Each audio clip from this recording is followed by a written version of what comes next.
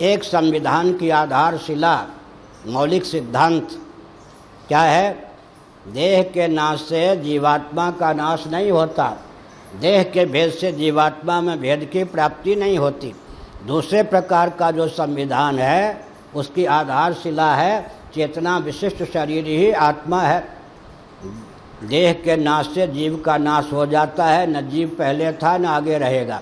प्रथम बार जीव का जन्म हुआ है और अब जो मरेगा फिर कभी जन्मेगा भी नहीं। देह के जन्म से जीव का जन्म होता है, देह के नाश से जीव का नाश हो ही जाता है।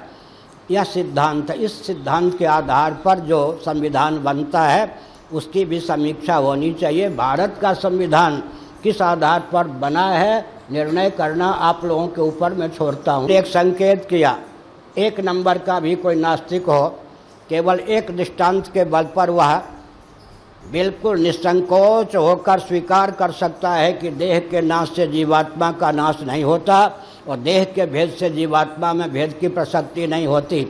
कल्पना कीजिए, किसी व्यक्ति की 70 वर्षों की आयु पूर्ण हो गई। कदाचित उस व्यक्ति ने 1 वर्ष की अवधि में 10 ही स्वप्न देखा हो, तो अभी 70 वर्षों की अवधि में स्वप्न के 700 शरीर उसके नष्ट हो गए या नहीं? लेकिन अपना नाश तो नहीं मानता। केवल एक दृष्टांत, इस दृष्टांत के बल पर डंके की चोट से यह तथ्य उद्भासित होता है कि देह के नाश से जीवात्मा का नाश नहीं होता। संख्या 700 हो जाने पर भी अपनी संख्या वह एक ही मानता है।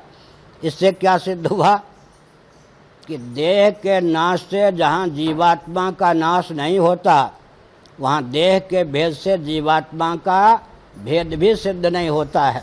इस प्रकार जीव को शरीर प्राप्त होते हैं और जीव को शरीर जो प्राप्त हुए हैं वो नष्ट होते जाते हैं।